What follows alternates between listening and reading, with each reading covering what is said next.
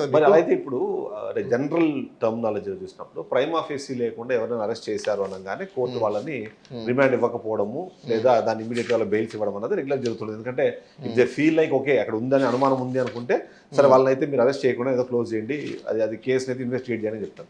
కానీ ఇప్పుడు కొంతమంది ఆల్రెడీ జైల్లో ఉన్నారు, మరి కొంతమంది అరెస్ట్లకు సంబంధించిన ప్రయత్నాలు జరుగుతున్నాయి, కొంతమంది సుప్రీంకోర్టు దాకా వెళ్ళి వాళ్ళు యాంటిసిపేటరీలు తెచ్చుకుంటున్నారు. ఇవన్నీ జరుగుతున్నప్పుడు ప్రైమా ఫేసీ లేకుండా ఇంత పెద్ద కేసుని పెట్టడం కానివ్వండి, వాళ్ళ అరెస్టులు కానివ్వండి, అసలు ఎలా సాధ్యమవుతుందంటారు?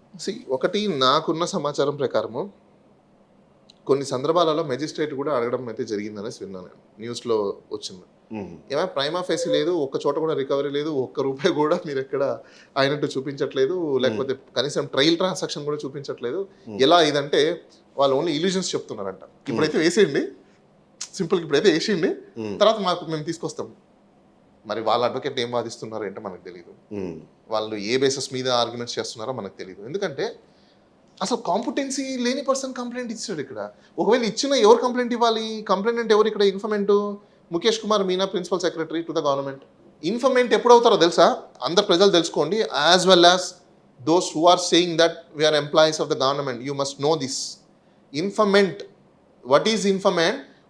Anybody can informant, but in capacity holder ఉన్నప్పుడే ఇన్ఫర్మెంట్ ముందుకు వస్తాడు, కెపాసిటీ హోల్డర్ ఉన్నప్పుడు కాదు. They're all capacity holders. MD capacity holder కాదా?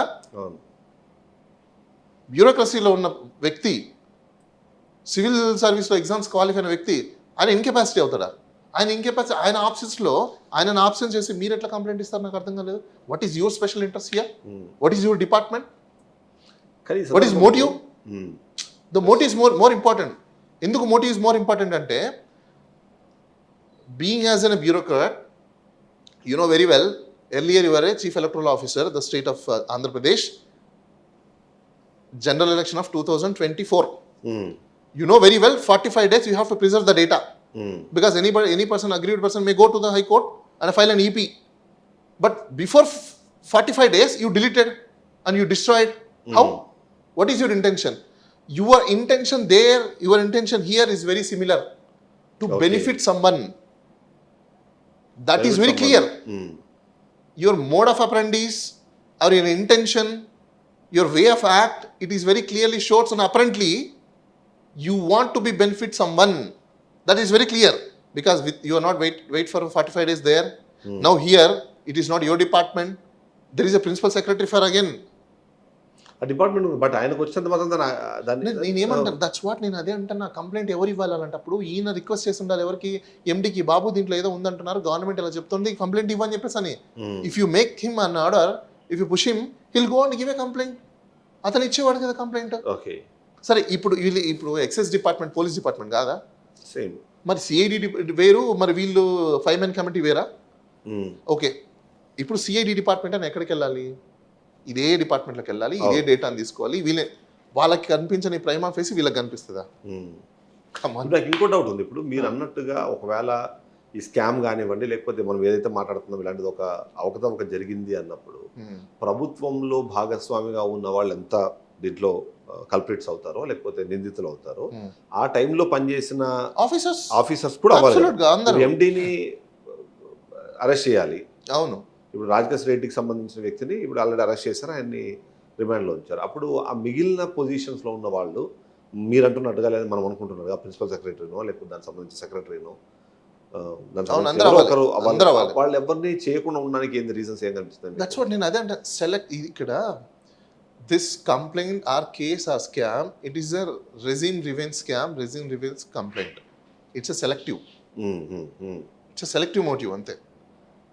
ఇప్పుడు సెలెక్టివ్ మోటివ్ కాకపోతే ప్రతి ఒక్కరు పని చేశారు, ప్రతి ఒక్కరు వైలేషన్స్ చేశారు కదా, వాళ్ళ మీద ఏం యాక్షన్ తీసుకున్నారు? Everybody done a wrong. Then if this is a case is right, every officer MD దగ్గర నుంచి కింద వరకు అందరు తప్పులు చేసినట్టే కదా, మరి వాళ్ళ మీద ఎందుకు యాక్షన్ తీసుకోవాలి? What is immune? ఏం ఇమ్యూన్ ఇచ్చింది వాళ్ళకి? సుపీరియర్ ఆర్డర్స్ని సుపీరియర్ ఆర్డర్స్ ఫాలో అవ్వాలి. ఇది అందరూ తెలుసుకోండి దయచేసి.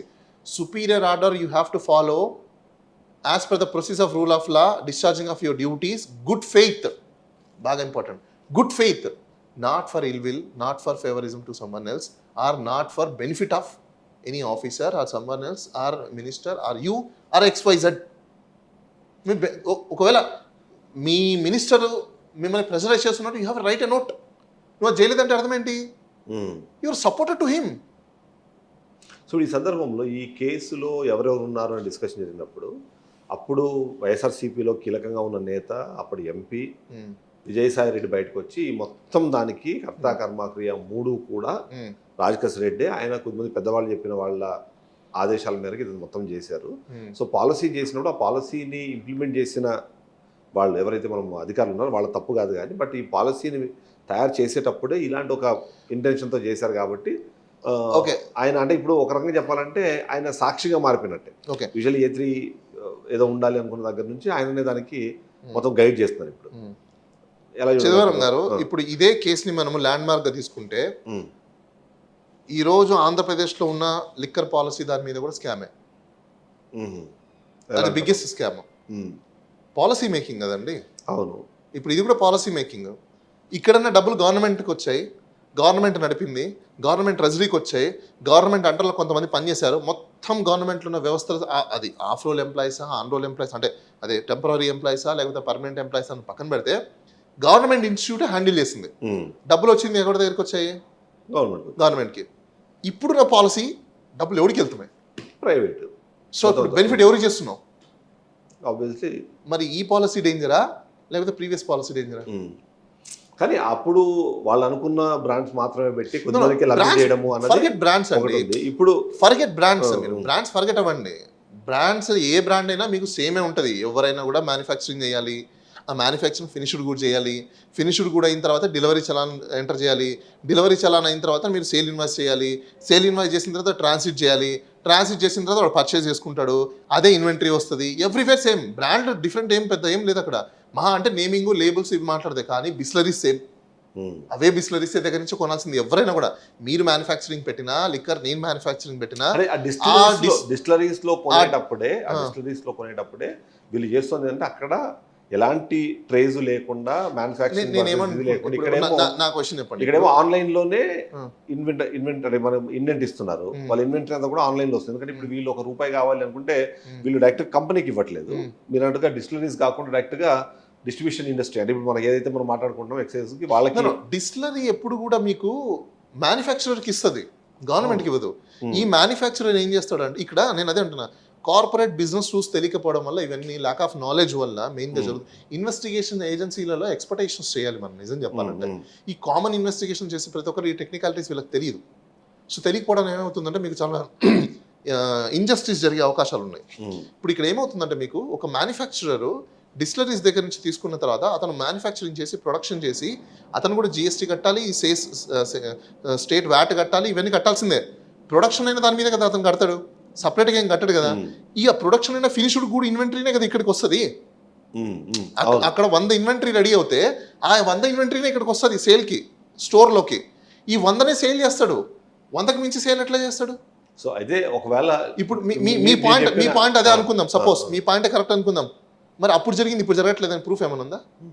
సో లెక్క ప్రకారం చూస్తే వాళ్ళని కూడా పార్టీలు చేయాలి, డిస్టిలరీస్ కూడా పార్టీలు చేయాలి. ఎందుకంటే వాళ్ళు tax ఎగ్గొట్టారు.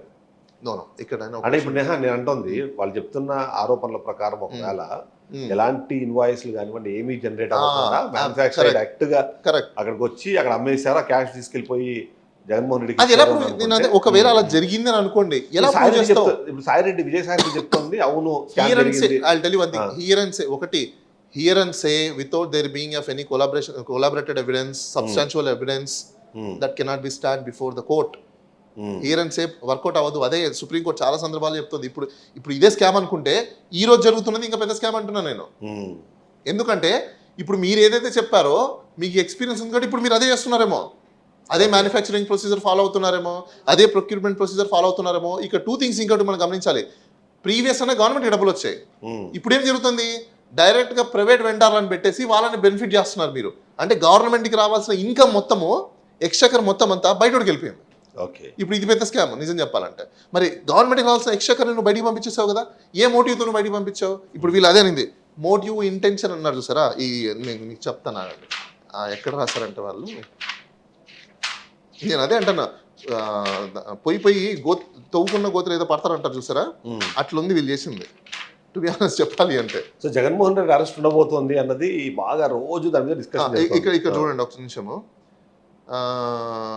Motive behind such discrimination and manipulations or motive behind no. ఇప్పుడు ఇక్కడ కూడా అంతే. మోటివ్ ఏంటి? మీరు ఎందుకు ప్రైవేటీకరణ చేశారు? ఎందుకు మీరు లాటరీ సిస్టమ్ వేశారు?